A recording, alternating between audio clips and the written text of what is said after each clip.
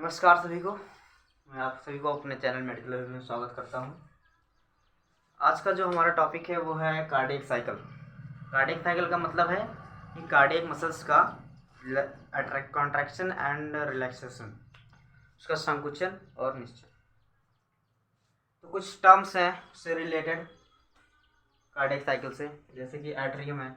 Atrium क्या होता है कि upper and smaller chamber of heart होता है। वेंट्रिकल क्या होता है? लोअर और longest chamber of our heart. Valve valve कितने प्रकार की होती हैं हमारे हार्ट में? 3 प्रकार की होती हैं। ट्राइकस्पिड, बाइकस्पिड जिसे मिट्रल वॉल्व भी बोलते हैं, और तीसरी है सेमी लूनर वॉल्व। चौथा नोडल पैच। नोडल पैच 2 प्रकार के होते हैं हमारे हार्ट में, जो राइट एट्रियम में पाया जाता है, एक अपर साइड में एक नीचे साइड में। तो पहला जो अपर साइड में पाया जाता है वो एसएन होता है, और दूसरा जो नीचे साइड में पाया जाता है वो एवियन होता है। एक्शन पोटेंशियल क्या होता है? एक्शन पोटेंशियल वो प्रेशर ग्रेडियंट होता है जो नोडल पैच के द्वारा हमारे हार्ट में जनरेट किया जाता है एंड एट्रियम एंड वेंट्रिकल्स में, एसएन और एवियन के द्वारा। तो अभी हम उन सारे टर्म्स को समझते हैं। तो ये क्या है? ये एट्रियम है। एट्रियम ये लेफ्ट का है, एट्रियम ये राइट का है। ये दोनों नीचे वाले वेंट्रिकल्स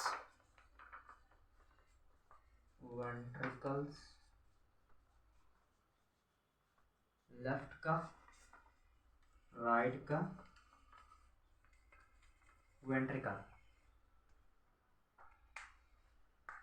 नेक्स्ट ये है pulmonary artery.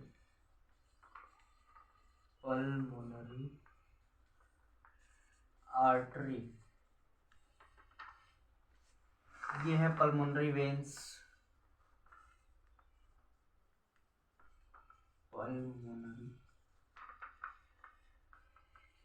Veins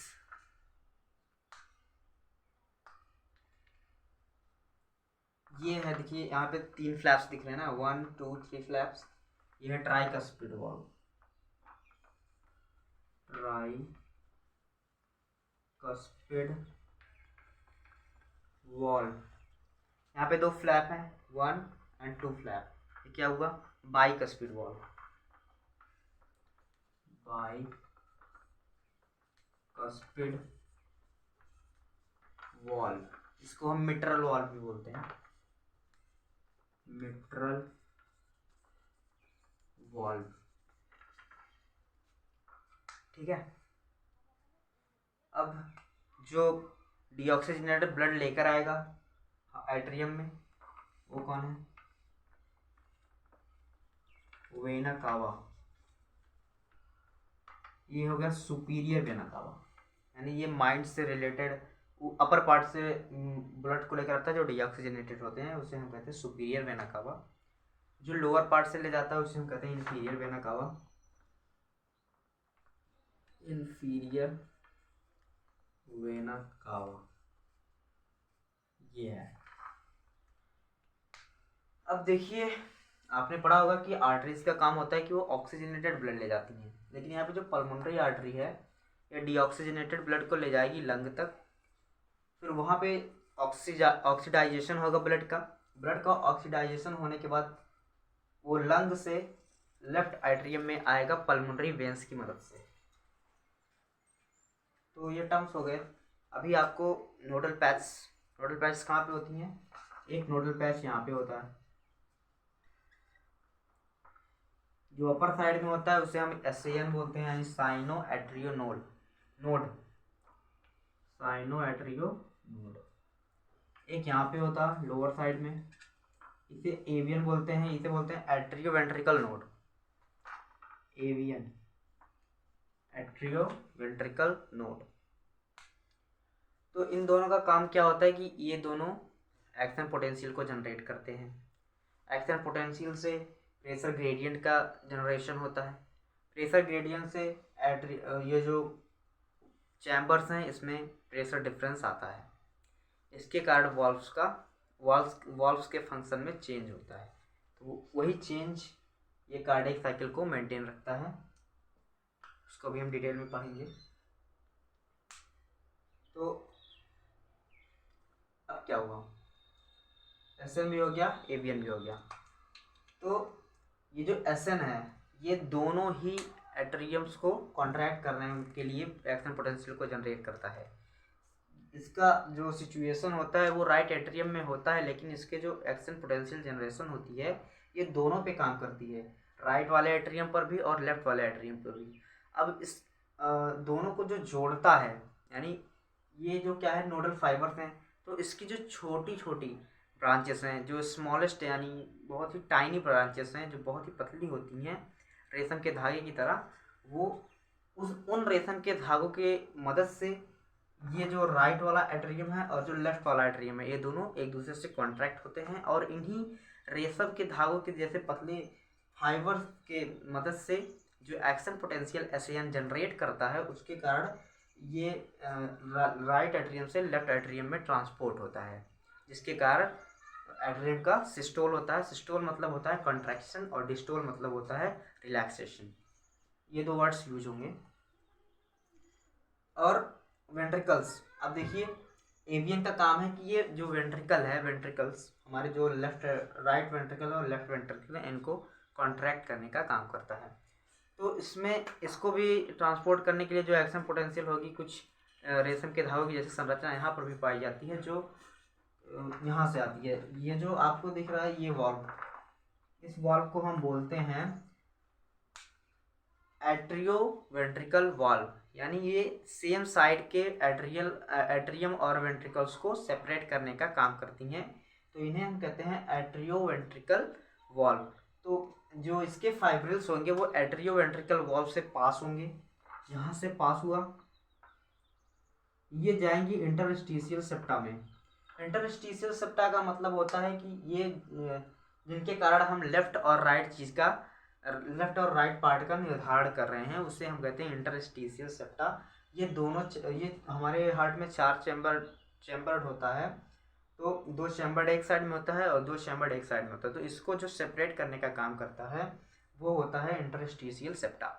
interstitial septa में जब ये चीज़ अपर पार्ट में आएगी तो कुछ ही दूरी पर ये क्या हो जाएगी, 2 भागों में डिवाइड हो जाती है। एक फाइब्रिल डिवाइड होके लेफ्ट वाले में चला जाता है वेंट्रिकल के लिए, और दूसरा राइट वाले वेंट्रिकल में चला जाता है। ठीक है, तो अब देखिए ये यहाँ पर जहाँ से ये चीज़ें डिवाइड, जहाँ से ये फाइबर डिवाइड हो रहा है, यहाँ पे ये फाइबर डिवाइड हो रहा है उसे हम कहते हैं बंडल ऑफ हिस। वो लोकेशन कहलाती है bundle of His. The location at which the fibre is going to be divided it is called bundle of हिस।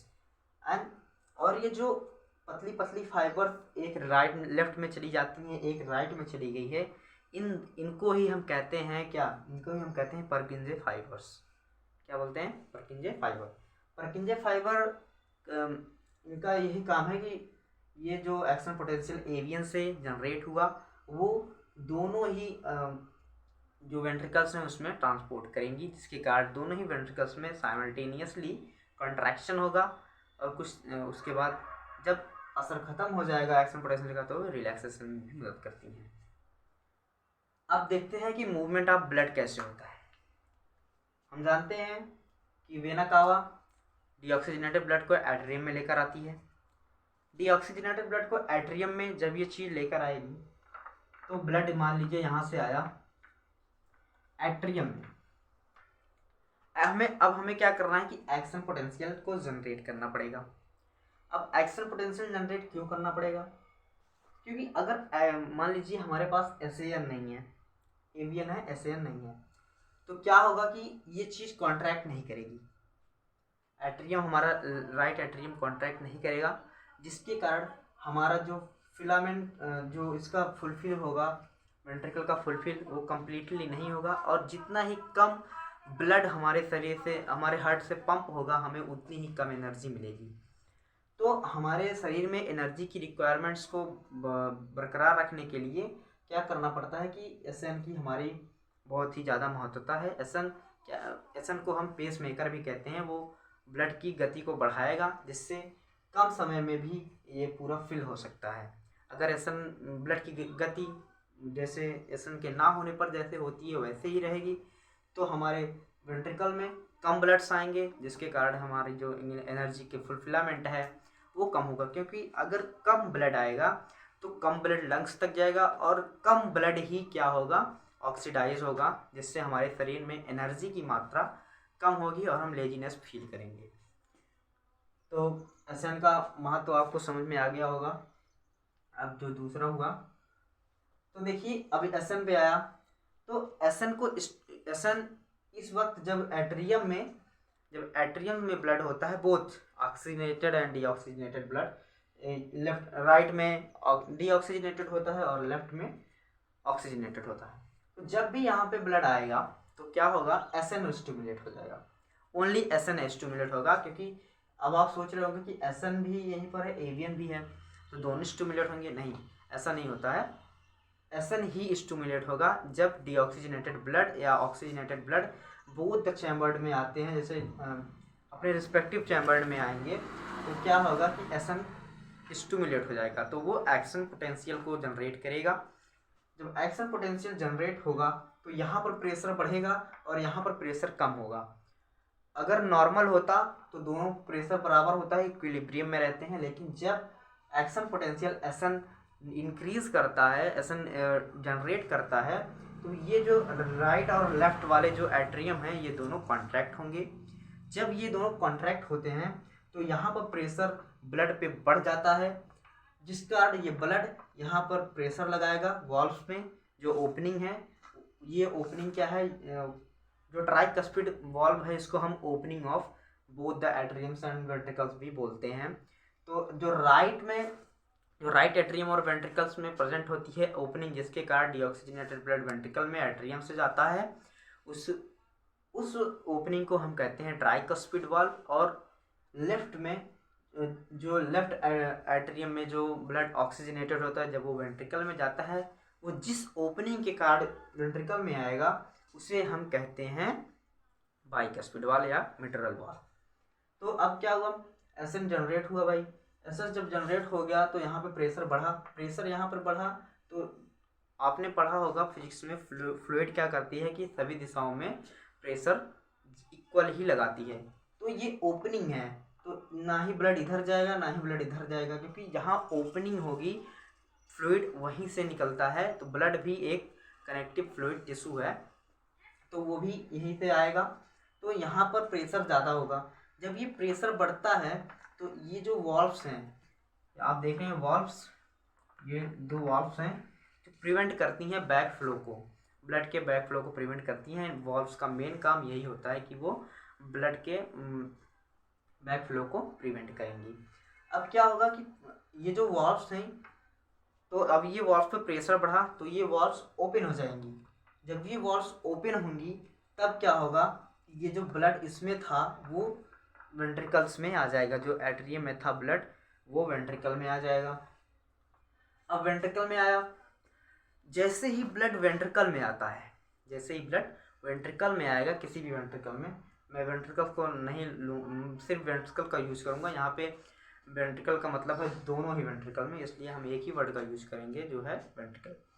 तो जैसे ही ब्लड वेंट्रिकल में आया, उस वक्त जैसे ही ब्लड वेंट्रिकल में आता है उस वक्त क्या होगा, जब ये पूरा फिल हो जाएगा वेंट्रिकल तो ये स्टिमुलेट हो जाएगा एवियन। तब ये एवियन क्या होता है, एवियन स्टिमुलेट हो जाता है। जब ब्लड ये पूरा फिल हो जाएगा वेंट्रिकल तो एवियन स्टिमुलेट हो जाएगा।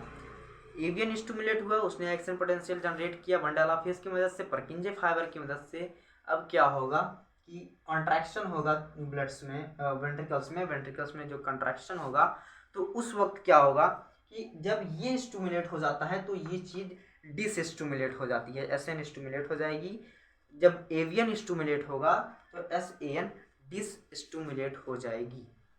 तो उस वक्त प्रेशर यहाँ पर ज़्यादा होगा वेंट्रिकल्स में और एट्रियम में प्रेशर कम होता है। तो जब ये प्रेशर ज़्यादा होगा तो उस वक्त क्या होगा कि ये जो ट्राइकस्पिड वॉल्व है, जो ओपनिंग होती है राइट एट्रियम और राइट वेंट्रिकल की, वो वॉल्व बंद हो जाएगी। जब ये वॉल्व बंद हो जाती है तो क्या होगा कि ये जो पल्मोनरी आर्टरी है, पल्मोनरी आर्टरीज में ये सेमीलुनर वॉल्व हैं, जो पल्मोनरी आर्टरी में भी पाई जाती हैं और आर्टरी में भी पाई जाती है। आर्टरी महाधमनी आर्टरी वो है, आर्टरी है सबसे बड़ी, इसी से आर्टरी से आर्टरी बनती है, आर्टरी से आर्टियोल्स बनते हैं।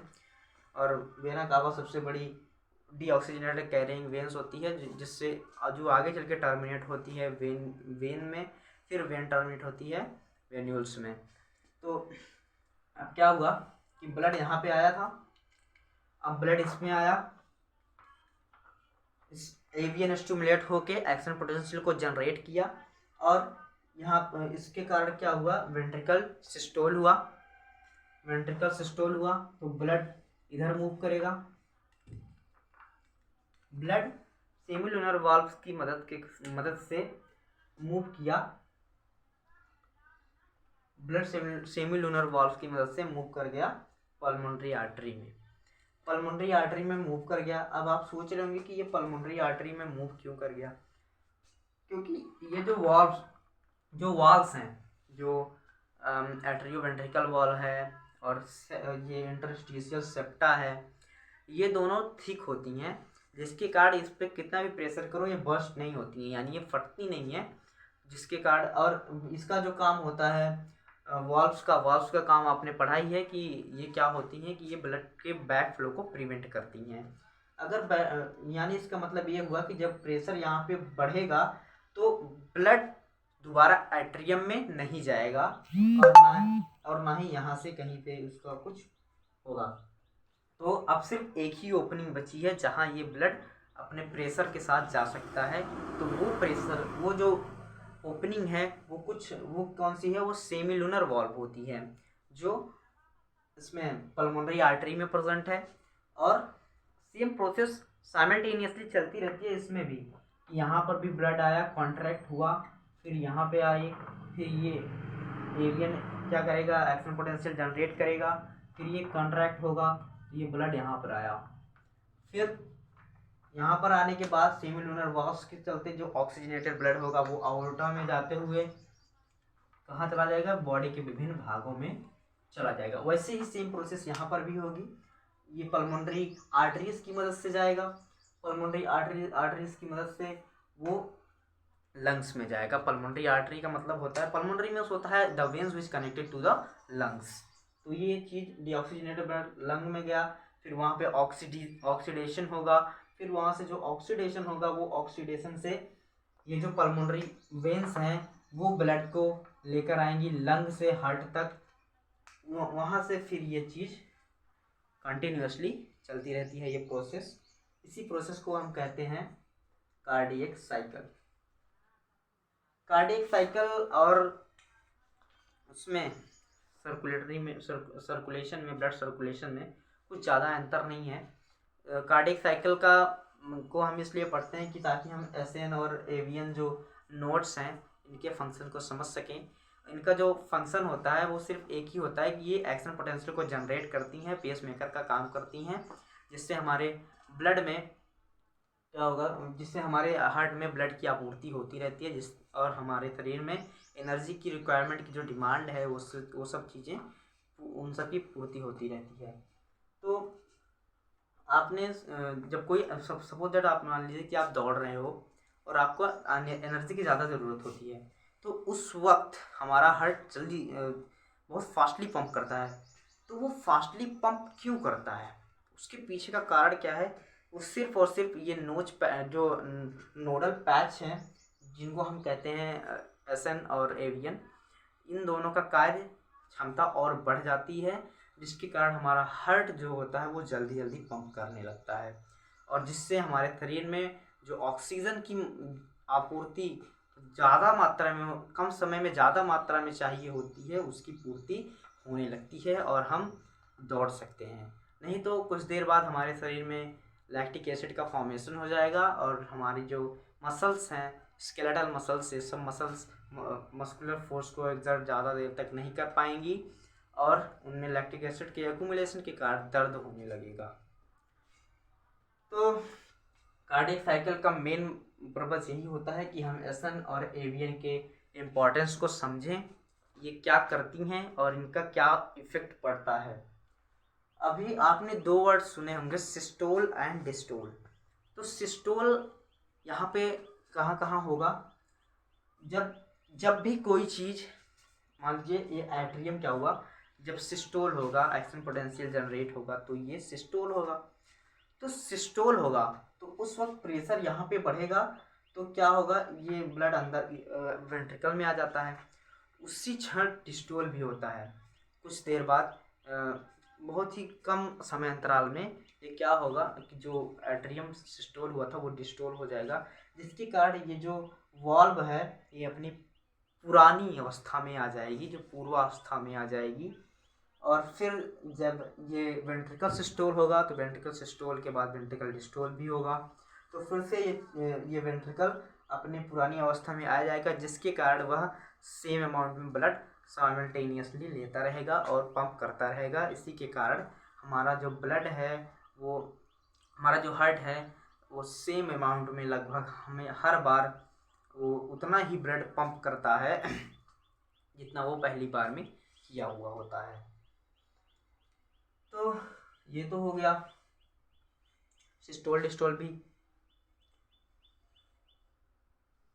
अब आप जब अपने हाथ पर अपने हाथ को अपने चेस्ट पर रखिए, और जब आप सपोज आप जब आप कहीं चेकिंग पे जाते हो, जैसे टेस्टिंग करानी है आपको, तो डॉक्टर क्या करते हैं कि पहले स्टेथोस्कोप लगा के आपकी हार्ट बीट को नापते हैं। तो ये हार्ट बीट में जो वो आता है, साउंड आता है, धक धक धक धक साउंड आता है, ये धक धक नहीं होता, ये साउंड होता है लब डब। तो ये साउंड लब डब होता क्या है, जब क्या होता है कि ये एक्शन पोटेंशियल होगा, यहाँ पे ये चीज़ ओपन होती है, उस वक्त जब ये सेमीलुनर वाल्व ओपन होती है, तो उस वक्त क्या होता है, जब फुलफिलिंग हो रही होती है वेंट्रिकल की, उस वक्त ये जो एवियन सेमीलुनर वाल्व जो है वो इस वक्त बंद होती हैं, इनमें कोई भी ट्रांसपोर्टेशन ऑफ ब्लड होता नहीं है। ये जो सेमिलुनर वाल्व हैं ये बंद रहती हैं। तो जब हमारा ट्राइकस्पिड वाल्व ओपन होती है, उस वक्त जो साउंड आता है वो साउंड होता है लव साउंड। और जब हमारी सेमिलुनर वाल्व्स ओपन होती हैं तो उस वक्त क्या होगा, उस वक्त जो साउंड आता है वो डव साउंड होता है। साउंड्स के बारे में आपको बता दिया कि ये कैसे कैसे जनरेट होते हैं, साउंड का जनरेशन कैसे होगा ये भी आपको बता दिया हूँ। अब हमें जो जानना है वो है ईसीजी।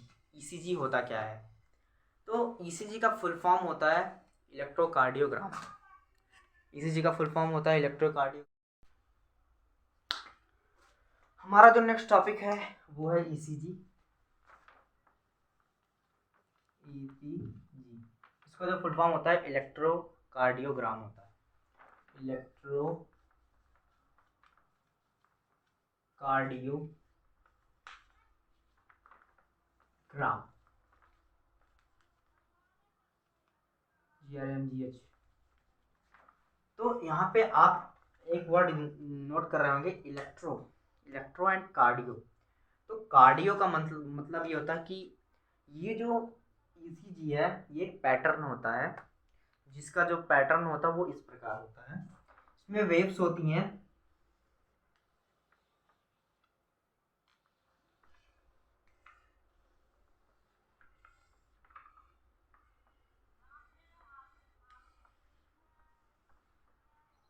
कुछ इस प्रकार होती है। ये वेव होती है पी वेव, ये Q R S wave and T wave. तो आप ये वेव देख रहे हो, ये क्या करती हैं कि ये वेव्स प्रेजेंट करती हैं कि हमारी जो कार्डियक साइकिल है ये किस प्रकार चल रही है।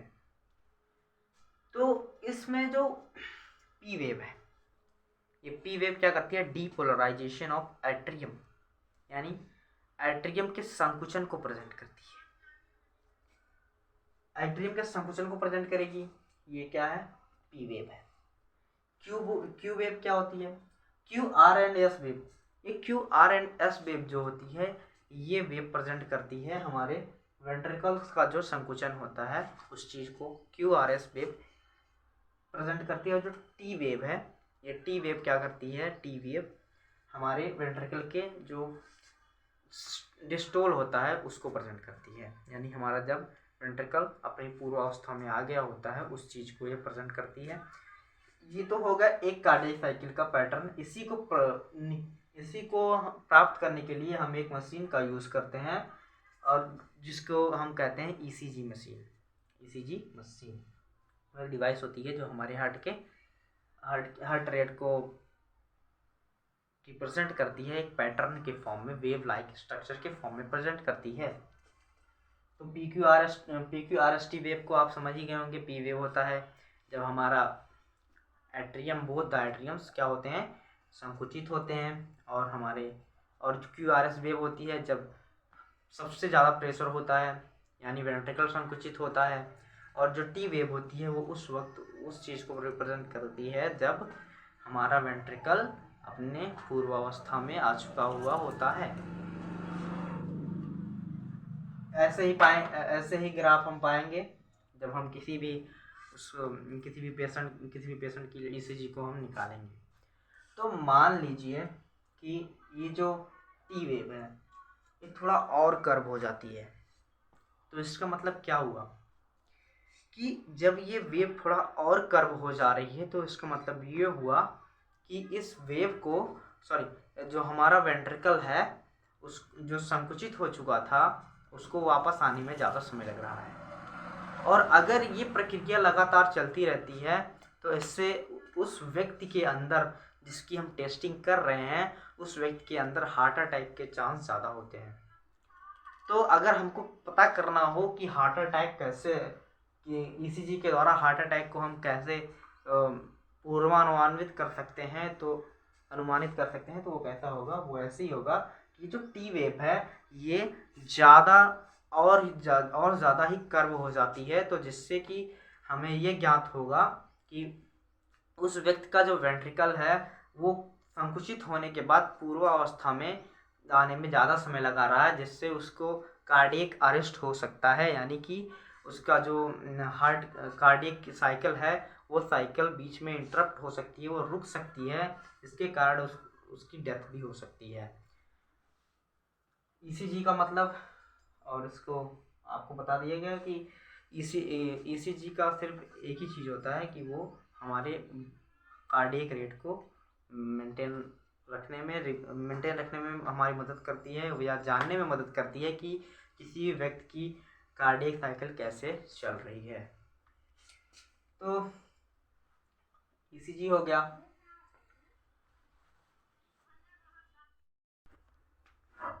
आज की वीडियो में बस इतना ही।